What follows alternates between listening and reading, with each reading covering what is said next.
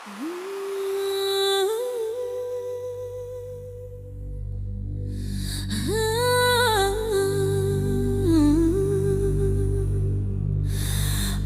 anong hiwaga ang tadhana ng iyong buhay mula sa umpisa, bago ka pa'y sinilang, at nung ikaw ay isinilang, ay malaki ang kaibahan sa bawat Filipino. Ang pangalan mong taglay na ang siyang nagbigay ng katanyagan mong kasikatan sa bansang bughaw, sa malayong bansang silanganan. Dugong mahalika, o dugong dapat ipagmalaki na. Ama mo mong lihim na nagserbisyo sa Filipino at sa bansang Pilipinas. Taas noon na ikaw ang siyang nagsakripisyo sa masilamuot na buhay na naging tadhana, na di mo ginusto pero inalay mo ang sarili sa bayan nating mahal na nagutom, sapagkat ang Diyos Ama sa'yo upang gumanap sa isang bagay na biyaya, na lihim-lihim na noong araw pa na inimpok ng malikhaing mga kamay ng ating mga ninuno. Isang bansang hiwaga ng puno ng kwento sa mundo ng espiritual, bansa na itataas sa taktang panahon, at ikaw ang huling dugo na isinubo upang gumanap sa bansang inapi at pinagkaita ng kalayaan. Kaya mga bayani ay nagsilabasan, at tunay na ninuno mong taglay na ipasa sa dugong bughaw. Sa ugat dumadaloy, lumaban ka para sa dakilang bayan.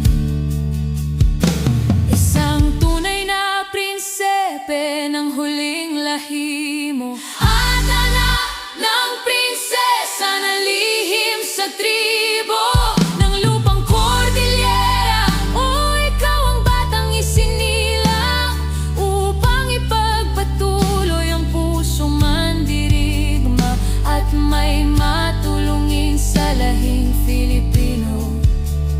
Bukas palad ang itinuro mo,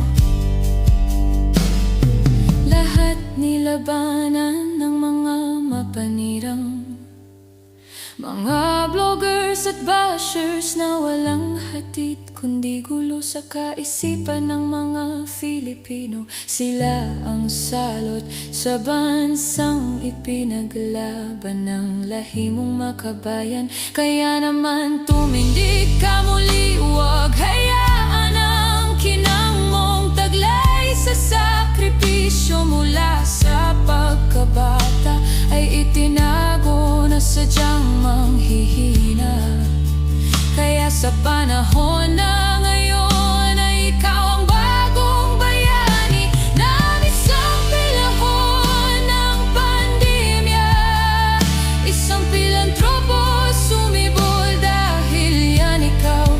Yan ang buhay mo na itinakda para sa kinabukasan. Kaya naman gising na mga kabataan, maging FLM kayo, pag-asa ng idol nyo. Kayo ang makikinabang ng biyaya ng bansang sinilangan.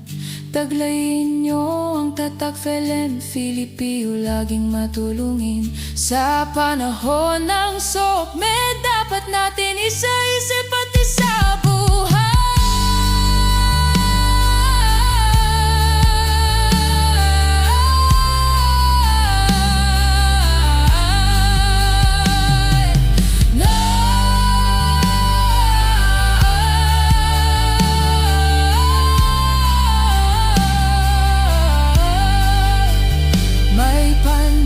Hero na nagsakripisyo upang ang bansang mahalika. Mapuno na may busilak na puso, yan ang kwento mo. And the Philip Anton, Dr. Francis Lau. And the Philip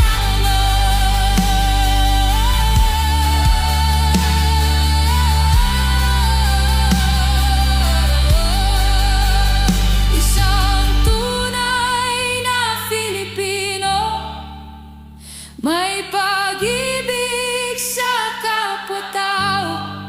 Mga Filipino ay binago mo, kahit pa sa dami ng naiingit sa'yo.